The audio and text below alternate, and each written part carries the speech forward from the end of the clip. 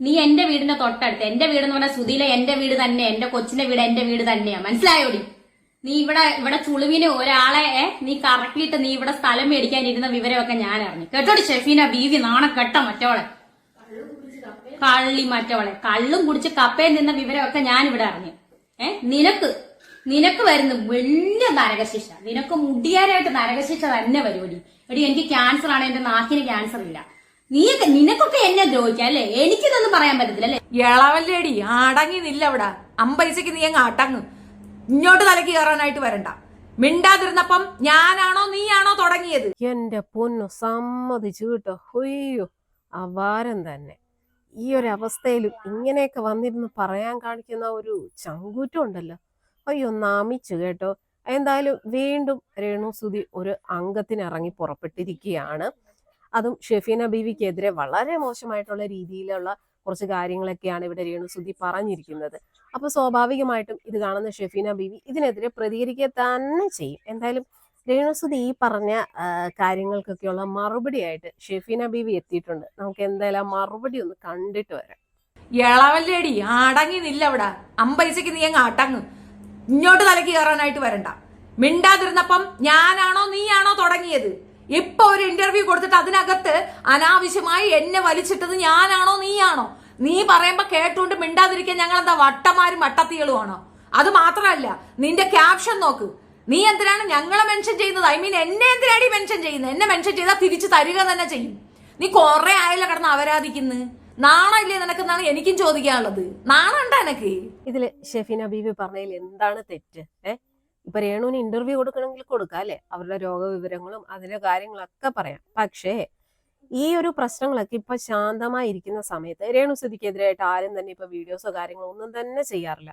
ആ ഒരു സാഹചര്യത്തിൽ ഇങ്ങനെ ഒരു ഇന്റർവ്യൂ കൊടുക്കുന്നു. അതില് ഷെഫീന ബീവിയെ കുറിച്ച് പറയുന്നു, അതുലിനെ കുറിച്ച് പറയുന്നു. അതുപോലെ തന്നെ 11 വയസ്സ് മുതൽ എടുത്തു വളർത്തിയ മകനുണ്ടല്ലോ കിച്ചു, ആ ഒരു പയ്യനെ കുറിച്ച് വളരെ മോശമായിട്ടുള്ള രീതിയിലൊക്കെ പറയുന്നു. അപ്പൊ രേണുസുതിക്ക് എന്താണ് വേണ്ടത്? റീച്ച് അല്ലെ? റീച്ചിന് വേണ്ടിയിട്ടാണ് ഇപ്പോ ഇതുപോലെ വന്നിരുന്നിട്ട് ഷെഫീന ബീവിയെയും അതുപോലെ അതുലിനെയൊക്കെ വന്നിരുന്ന് വെല്ലുവിളിക്കുന്ന രീതിയിൽ ഇങ്ങനെ ഒരു പ്രതികരണം നടത്തിയിരിക്കുന്നത്.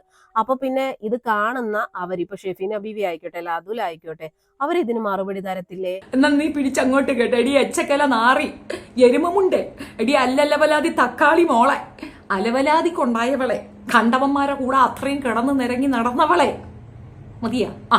നമുക്കൊരു വീഡിയോ ഒന്ന് കാണാം. ആ വീഡിയോയ്ക്കകത്തുണ്ട് കുറച്ച് കാര്യങ്ങൾ. ഈ ഇരുന്ന് ആട്ടിക്കൊടുക്കുന്ന കൂട്ടിക്കൊടുക്കുന്ന അമരാവതി മോന്റെ കൂടെ നിന്റെ മാപ്പിള ചത്ത് അവന്റെ ശരീരം ഒന്ന് ദ്രവിക്കുന്നതിന് മുമ്പേ എന്താടി അഴിഞ്ഞാട്ടം? ഞാനാണോടി ആടെ അഴിഞ്ഞാടേയും ചെയ്യുന്നത്? ഞാൻ എന്തായാലും ആ റീൽസ് എടുത്തോണ്ട് വരുന്നില്ല. ഇതിനകത്തുള്ളത് നിന്റെ അഭിപ്രായം എന്ന് പറഞ്ഞാണ്. ആരടി അവൻ?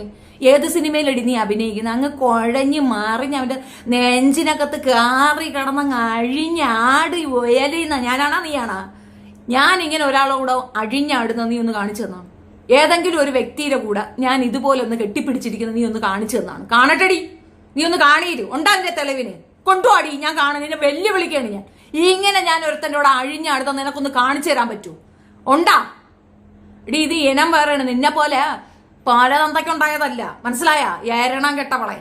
പുഴു വരിച്ചാലും നിർത്താത്തത് നാക്കിൽ പുഴു വരണം നിനക്ക്. കേട്ടല്ലോ, ഇത് രേണുവിന് അർഹിച്ചത് തന്നെ. കാരണം വെറുതെ ഇരിക്കുന്നവരെ പോയി തോണ്ടി മേടിച്ചാന്നേ ഞാൻ പറയത്തുള്ളൂ. ഈ ഒരു അവസ്ഥയിലെങ്കിലും കുറച്ചൊന്ന് ഒതുങ്ങാം അല്ലെ?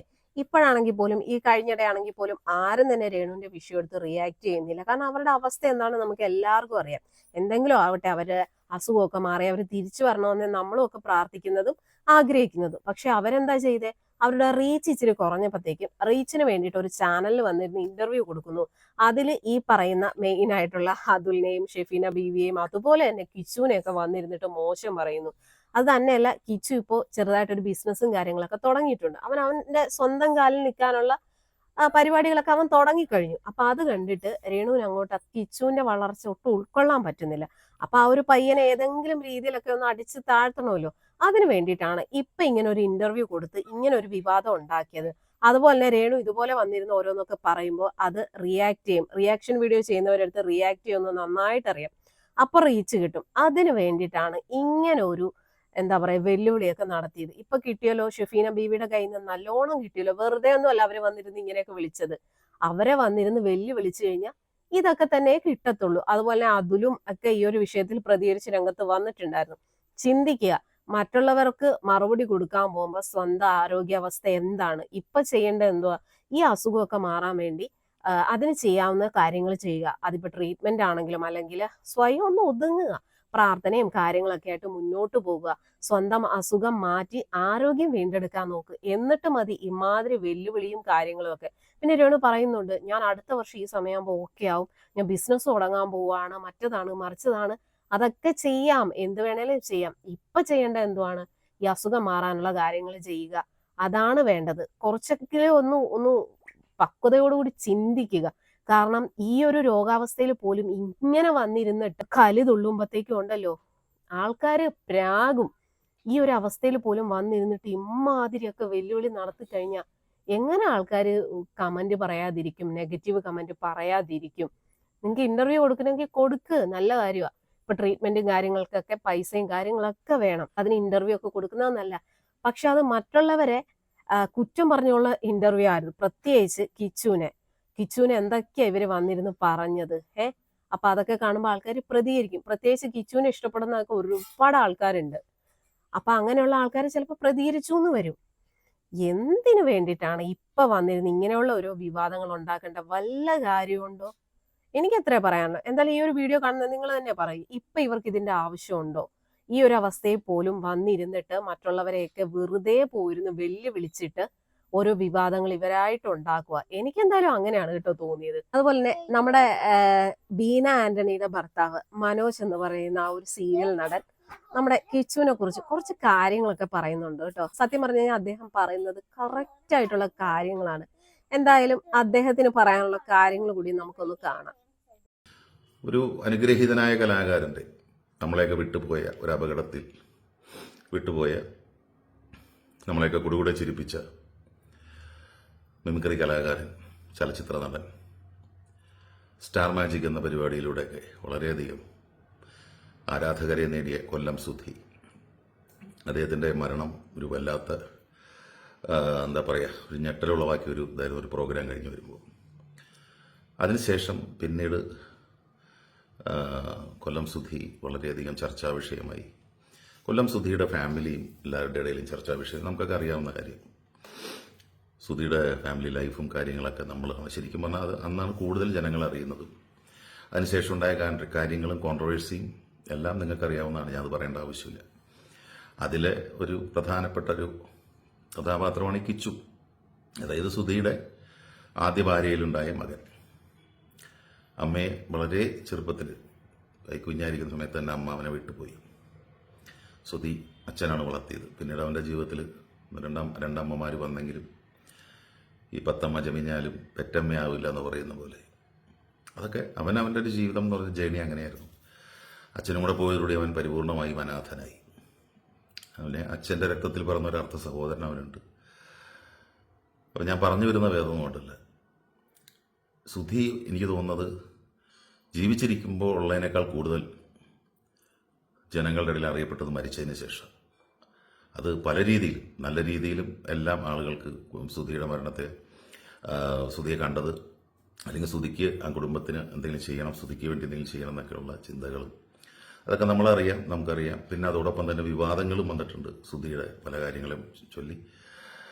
പക്ഷേ ഇവിടെ ഒന്ന് ഈ മകൻ അച്ഛൻ്റെ മരണത്തെ ഒരിക്കലും ദുരുപയോഗം ചെയ്തിട്ടില്ല, ചൂഷണം ചെയ്തിട്ടില്ല. കാരുണ്യത്തിന് വേണ്ടിയോ അല്ലെങ്കിൽ സിമ്പതിക്ക് വേണ്ടിയോ അല്ലെങ്കിൽ ജനങ്ങളുടെ ഇടയിൽ അതിനെ വച്ച് എന്താ പറയുക, അതിനെ വച്ചിട്ട് അവനൊന്നും ചെയ്തിട്ടില്ല. അവൻ ഒതുങ്ങി, അവൻ വളരെ എന്താ പറയുക, അവനിലേക്ക് തന്നെ ഒതുങ്ങി ജീവിക്കുന്ന അതായിരുന്നു. അല്ലാണ്ട് സുധിയുടെ മരണത്തെ അവനൊരിക്കലും എടുത്തിട്ട് അവന് ജീവിക്കാനുള്ള ഒരു വരുമാനമാക്കിയൊന്നും അവൻ മാറ്റിയില്ല. അപ്പോൾ അതൊക്കെ അവൻ്റെ ഒരു ക്വാളിറ്റിയാണ്. പക്ഷെ ആ പയ്യനെക്കുറിച്ച് ഒരുപാട് വന്നിട്ടുണ്ട് ആരോപണങ്ങൾ, ഇപ്പോഴും വന്നുകൊണ്ടിരിക്കുന്നു. അവനതിനെയൊക്കെ വളരെ പക്വതയുടെയും പാകതയുടെയും തന്നെ നേരിട്ട് പൊയ്ക്കൊണ്ടിരിക്കുകയാണ്. എനിക്ക് അവനെ കാണുമ്പോൾ ഒരു അത്ഭുതം തോന്നണത്, ഈ അച്ഛനും അമ്മയും നഷ്ടപ്പെട്ടൊരു മക്കൾ എന്ന് പറഞ്ഞാൽ വല്ലാത്തൊരു മനസ്സായിരിക്കും അവരുടേത്. കാരണം അവൻ്റെ അച്ഛൻ്റെ വീട്ടുകാർ അവന് പരിപൂർണ സ്നേഹവും സംരക്ഷണവും കൊടുക്കുന്നുണ്ടെങ്കിൽ പോലും അച്ഛനമ്മ എന്ന് പറയുന്നത് അതൊരു വലിയ അത് നഷ്ടപ്പെടുമ്പോഴേ നമുക്കതിൻ്റെ വില അറിയുള്ളൂ. അപ്പം ഞാനിപ്പോൾ ഇത് പറയാൻ കാരണം ഇപ്പോൾ ഈ അടുത്തിടെ ഇങ്ങനെ ഒരുപാട് വാർത്തകൾ ഇപ്പം ഇന്ന് തിങ്കളാഴ്ച ഒരു വാർത്ത അമ്മയുടെ തലക്കടിച്ചു, മകൻ ഒരു അമ്മയുടെ തലക്കടിച്ചു കൊന്നു, പെറ്റമ്മയുടെ. ഇന്നലെ അച്ഛനെ തലക്കടിച്ചു കൊന്നു ഒരു മകൻ. പിന്നെ അതിനു മുമ്പ് ഒരു അച്ഛനെ അമ്മയും കൊന്നു ഒരു മകൻ. ഇതൊക്കെ ചെറുപ്പക്കാരാ, 20-22 വയസ്സൊക്കെയുള്ള പിള്ളേരാണ് ഈ പറയണത്. എന്തിൻ്റെ അടിസ്ഥാനത്തിലാണെന്നറിയില്ല. അതിനു മുമ്പ് അപ്പോൾ തന്നെ ഞാൻ കേട്ട ഒരു അമ്മയുടെ മാല അവനും മകനും കൂട്ടുകാരനും കൂടെ വീട്ടിൽ നിന്ന് കഴുത്തിൽ നിന്ന് പൊട്ടിച്ചെടുത്ത് പോയി. രണ്ടൊക്കെ തന്നെ പിടിച്ച് ഇപ്പം എല്ലാം ഉണ്ട് അഴിക്കുള്ളിൽ. എന്നിരുന്നാലും നമ്മൾ മനസ്സിലാക്കേണ്ട ഒരു ഭയാനകമായ ഒരു കാര്യമുണ്ട്. എന്തുകൊണ്ട് ഈ കുട്ടികൾ ഈ പ്രായത്തിലുള്ള പിള്ളേർ ഇങ്ങനെ ആയിപ്പോകും? അവരുടെ ലോകം എന്ന് പറഞ്ഞാൽ വേറെയാണ്. ഇപ്പോൾ അവരുടെ സുഹൃത്തുക്കൾ, അവർക്ക് ലാവിഷായിട്ട് ജീവിക്കാൻ പൈസ വേണം. അച്ഛനമ്മ എന്നൊക്കെ പറയുന്നത് ഒരു ATM പോലെയാണ്. അത് പൈസ കൊടുത്തില്ലെങ്കിൽ ആ ATM തല്ലിപ്പൊളിക്കുന്ന പറഞ്ഞ അവസ്ഥയാണ്. ലഹരിക്ക് അടിമപ്പെടുക, അല്ലെങ്കിൽ എന്തും ചെയ്യാനുള്ള മനസ്സ്, ക്രൂരമായ മനസ്സ്, മൃഗങ്ങൾ പോലും മാറി നിൽക്കുന്ന അത്രയും വലിയൊരു എന്താ പറയുക, മൃഗങ്ങൾക്ക് പോലും ചെയ്യില്ല അങ്ങനെയൊന്നും. അതുപോലത്തെ മനസ്സാണ് ഈ മനുഷ്യർക്കുള്ളത്. ഈ തലമുറയ്ക്ക് എന്ത് പറ്റി? ഇവിടെ നമ്മളുടെ മകനെ, നമ്മുടെ വീട്ടിലൊരു 20-22 വയസ്സൊക്കെയുള്ള ഒരു മകനുണ്ട്. ഇപ്പം എൻ്റെ വീട്ടിലുണ്ട്.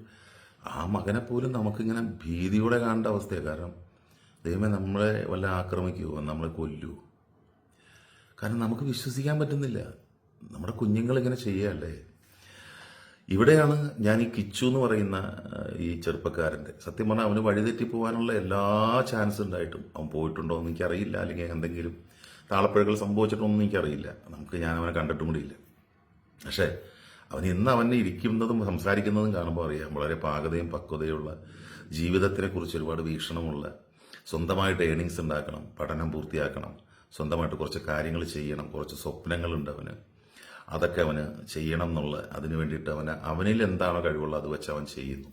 അല്ലാണ്ട് ആരും അച്ഛൻ്റെ മരണത്തെ ചൂഷണം ചെയ്ത് അച്ഛൻ്റെ മരണത്തിൻ്റെ പേര് പറഞ്ഞ് കാരുണ്യം കൈപ്പറ്റാനോ, ക്യാമറകളെയൊക്കെ വിളിച്ചിട്ട് എൻ്റെ അടുത്തേക്ക് വരൂ, എന്നെ ഒന്ന് എടുക്കൂ, എന്നെ ഒന്ന് എടുത്ത് എന്തെങ്കിലുമൊക്കെ ഒന്ന് ഇടൂ, എന്തെങ്കിലുമൊക്കെ ഒരു കോൺട്രവേഴ്സി ഉണ്ടാക്കി എങ്ങനെയെങ്കിലൊക്കെ ശ്രദ്ധ പിടിച്ചു പറ്റി അങ്ങനെ പോകുന്ന ഒരാളൊന്നുമല്ല അവൻ. അതൊക്കെ ഇങ്ങനെ നമുക്കറിയാലോ, സമൂഹത്തിൽ അങ്ങനെ കുറേ ആളുകളുണ്ട്. അതിനെ ചൂഷണം ചെയ്യുക, എന്നിട്ട് സഹതാപം ഉണ്ടാക്കുക, സിമ്പതിയുടെ പുറത്ത് കുറച്ച് ഡോളേഴ്സ് എന്ന് പറയുന്ന പോലെ സിമ്പതിയുടെ പുറത്ത് ഇങ്ങനെ ജീവിച്ച് പോകാൻ ആഗ്രഹിക്കുന്നവർ. അവർക്ക് ഈ പറഞ്ഞ കാര്യം എന്തെങ്കിലുമൊക്കെ ഉണ്ടാക്കണം. കുറച്ച് നാൾ ക്യാമറകൾ കണ്ടില്ലെങ്കിലോ ക്യാമറകളില്ലെങ്കിലോ അവർക്ക് അസ്വസ്ഥതയാവും. അപ്പം തന്നെ ആരെങ്കിലും വിളിക്കും, ഒരു ഇൻ്റർവ്യൂ നടത്തുക, അല്ലെങ്കിൽ ഒരു ഉഗ്രം കോൺട്രവേഴ്സി, ഒരു വിവാദം ഉണ്ടാക്കുക, എന്നിട്ട് അതൊന്ന് ചർച്ച ചെയ്യുക എല്ലാവരും. അങ്ങനെ അവർക്ക് ജീവിതത്തിൽ സമൂഹത്തിൽ അറ്റൻഷൻ കിട്ടാൻ വേണ്ടി കഷ്ടപ്പെടുകയാണ്. എന്നിട്ട് ആളുകളുടെ സിമ്പതി വാങ്ങിച്ചു പറ്റിയിട്ട് വേണം ഓരോന്നൊക്കെ ഇങ്ങനെ ചെയ്യാൻ വേണ്ടിയിട്ടും കാൽക്കുലേറ്റ് ചെയ്ത് ജീവിക്കുന്നവരാണ്. പക്ഷെ ഇന്ന് ഈ കള്ളത്തരങ്ങളും കള്ളനാണയങ്ങളെയൊക്കെ കാലം തിരിച്ചറിയും. അത് ഈ സപ്പോർട്ട് ചെയ്തവർ തന്നെ മനസ്സിലാക്കുക. എന്തിനേയും വച്ച് സഹതാപം ഉണ്ടാക്കാൻ ശ്രമിക്കുന്നതൊന്നും അത്ര നല്ലതല്ല. പക്ഷെ ഇവൻ്റെ ഒരു ക്വാളിറ്റി എന്ന് പറഞ്ഞാൽ ഇവനതൊന്നും ചെയ്യുന്നില്ല. അതാണ് ഇവൻ്റെ ക്വാളിറ്റി. ഇന്നത്തെ ചെറുപ്പക്കാരൻ അവൻ കണ്ടുപിടിക്കട്ടെ. അവൻ്റെ ഈ ഒരു ആർജവം, അവനൊരു വീട് പണിയണം, അവനൊരു സ്ഥലം വാങ്ങിക്കണം, ഈ വർഷമെങ്കിലും എനിക്ക്, അടുത്ത വർഷമെങ്കിലും എനിക്കൊരു സ്ഥലം വാങ്ങിക്കണം. അവൻ്റെ സ്വപ്നങ്ങളാണ്. ആ സ്വപ്നങ്ങളിലേക്ക് അവൻ വെറുതെ ഇരിക്കുകയല്ല. അവൻ അതും പറഞ്ഞുകൊണ്ട് ആരെങ്കിലും എനിക്ക് താന്നും പറഞ്ഞല്ലിരിക്കണം. അതിന് വേണ്ടിയിട്ട് അവൻ ഓരോന്ന് സംരംഭങ്ങൾ തുടങ്ങുന്നു. അവൻ്റെതായ രീതിയിൽ അവന് ചെയ്യാൻ പറ്റുന്ന കാര്യങ്ങൾ ചെയ്യുന്നു. അവനത് ചെയ്താണ് അവൻ പോകുന്നത്. അത് അവൻ്റെ സ്വപ്നങ്ങൾ പൂവണിയട്ടെ എന്നാണ് ഞാൻ പറയുന്നത്. ചെറുപ്പക്കാർക്കൊരു മാതൃകയാണ്. അവനൊരു 10 കാശ് അവൻ്റെ സ്വന്തം കാലിൽ നിന്ന് ഉണ്ടാക്കാൻ ശ്രമിക്കുകയാണ്. അത് ആരെയും വിറ്റിട്ടോ ആരെയും ചൂഷണം ചെയ്തിട്ടല്ല. അതുകൊണ്ട് പൊന്നുമോനെ കിച്ചു, നിനക്കുണ്ടടാ നിന്റെ അച്ഛനും അമ്മയും നഷ്ടപ്പെട്ടു. നീ അനാഥനൊന്നുമല്ല. ഈ കേരളത്തിൽ ഒരുപാട് പേര് നിന്നെ ഇഷ്ടപ്പെടുന്നവരുണ്ട്, സുധിയെ ഇഷ്ടപ്പെടുന്നവരുണ്ട്. അപ്പം നിനക്ക് തീർച്ചയായിട്ടും നിന്റെ അമ്മയുടെ സ്ഥാനത്ത് നിന്നെ സ്നേഹിക്കുന്നവർ, നിനക്ക് അനുഗ്രഹം തരുന്നവർ, നിനക്ക് വേണ്ടി പ്രാർത്ഥിക്കുന്നവർ, ഒരു പിതാവിനെ പോലെ അല്ലെങ്കിൽ പിതൃസ്ഥാനത്ത് അതുപോലെ കണ്ട് നിന്നെ സ്നേഹിക്കുന്നവരൊക്കെ ഉണ്ട്. മനസ്സിലായില്ലേ? അത് നിനക്ക് തീർച്ചയായിട്ടും നിനക്ക് എൻ്റെ അനുഗ്രഹങ്ങൾ ഉണ്ടാവും. നിന്റെ ജീവിതത്തിൽ ഒരുപാട് സ്വപ്നങ്ങൾ നിനക്ക് പൂവണിയട്ടെ മോനെ.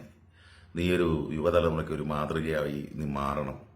അച്ഛനും അമ്മയും ഇല്ലെങ്കിലും അനാഥനാണെങ്കിലും ഞാൻ ഇങ്ങനെ ജീവിച്ച് ഞാൻ എൻ്റെ ജീവിതത്തിൽ നല്ല വഴികളിലൂടെ പോയി, യാതൊരു മോശം കൂട്ടുകെട്ടുകളിലോ അല്ലെങ്കിൽ മോശം വഴികളിലൂടെ പോവാതെ യുവതലമുറയ്ക്ക് നീ ഒരു മാതൃകയായി മാറണം എന്നാണ് എൻ്റെ ഒരു അഭ്യർത്ഥന. നിന്റെ അച്ഛൻ്റെ വീട്ടുകാർക്ക് നീ ഒരു അഭിമാനമായിട്ട് മാറണം. ഓക്കെ, ഇതൊക്കെയാണ് എനിക്ക് കിച്ചുവിനോട് പറയാനുള്ളത്. കിച്ചു അപ്പോൾ അതുകൊണ്ട് തന്നെ ധൈര്യമായിട്ട് കിച്ചു മുന്നോട്ട് പോവുക. എല്ലാവരുടെയും എല്ലാവിധ പിന്തുണകളും നിനക്കുണ്ടാവും, തീർച്ചയായിട്ടും ഉണ്ടാവും. നിന്റെ സ്വപ്നങ്ങൾ ചിറക് വിരിഞ്ഞ് പറക്കാൻ നിനക്ക് കഴിയട്ടെ. വേറെ ഇതിനൊന്നും നമ്മൾ മോശമായ വഴിയല്ല, മോനെ. സത്യധർമാദികൾ നീതികളെ മുറുകെ പിടിച്ചുകൊണ്ട് വേണം നമ്മളെപ്പോഴും ജീവിക്കാൻ. അങ്ങനെ ജീവിക്കുമ്പോൾ നമുക്കതിൻ്റെ ഗുണം കിട്ടും. പാകതയും പക്വതയൊക്കെ നിനക്ക് നിന്റെ സംസാരം കേൾക്കുമ്പോൾ തന്നെ വല്ലാത്തൊരു വ്യത്യാസമുണ്ട്. കാരണം ഭയങ്കരമായിട്ട് പ്രായത്തേക്കാൾ അപ്പുറമുള്ള പാകതയും പക്വതയുണ്ട്. ഒരുപാട് പ്രായമായിട്ടും ഇതൊന്നും വരാത്തവരെയും നമ്മൾ കാണുന്നുണ്ട്. ഇതാണ് എൻ്റെ ഏറ്റവും വലിയ വിരോധാഭാസം എന്ന് പറയുന്നത്. അതൊന്നും ഞാനിപ്പോൾ ഇതിലേക്കൊന്നും കൂടുതലൊന്നും ഞാൻ ഒരു കാര്യങ്ങളിലേക്ക് പോകുന്നില്ല. പക്ഷെ നിന്റെ ഇൻ്റർവ്യൂ പോഡ്കാസ്റ്റ് എനിക്ക് വളരെ ഇഷ്ടപ്പെട്ടു. അതൊരു നല്ലതാണ്, അത് എല്ലാവർക്കും ഇഷ്ടപ്പെടും എന്ന് തന്നെയാണ് എൻ്റെ വിശ്വാസം. ഏതൊരു മച്ചാൻസ് വ്ലോഗ് അങ്ങനെ ഒരു ചാനലിലാണ്, ഒരുപാട് പേരത് കണ്ട് സപ്പോർട്ട് ചെയ്യുന്നുണ്ട്. അപ്പോൾ കിച്ചോ, അച്ഛൻ്റെ അനുഗ്രഹം, സുധിയുടെ അനുഗ്രഹം നിനക്ക് എന്നും ഉണ്ടാവൂട. സുധിയുടെ ആത്മാവിൻ്റെ സാന്നിധ്യം നിനക്ക് എന്നും ഉണ്ടാവും സപ്പോർട്ടായിട്ട്. അത്രമാത്രം മോൻ ചിന്തിച്ചാൽ മതി. ബാക്കിയൊന്നും നീ നോക്കണ്ട. ആരോപണങ്ങൾ, കല്ലെറിയുന്നവർ എന്തും ചെയ്തോട്ടെ, ഇതൊക്കെ കാലം തെളിയിക്കുന്ന കാര്യങ്ങളാണ്. കല്ലെറിയുന്നവൻ എന്ന് എറിഞ്ഞുകൊണ്ട് തന്നെ ഇരിക്കുക, അവസാനം കൈ കടയ്ക്കുമ്പോൾ നിർത്തിക്കോളും. നീ അതിലൊന്നും തളരാൻ നിൽക്കാതെ ദൈവത്തെ മനസ്സിൽ വിചാരിച്ച്, നിന്റെ അച്ഛനെ മനസ്സിൽ സ്മരിച്ച് നിന്റെ എല്ലാ നന്മകളിലേക്ക് നീ കിടക്കുക. വേറെ ഒറ്റ കാര്യം എനിക്ക് പറയാനുള്ളൂ കേട്ടോ, ഒരിക്കലും ജീവിക്കുമ്പോൾ വഴിതെറ്റി പോകാതെ തന്നെ നമ്മൾ മുന്നോട്ട് പോകണം. അപ്പോഴേ നീ ഒരു മാതൃകയാവുള്ളൂ.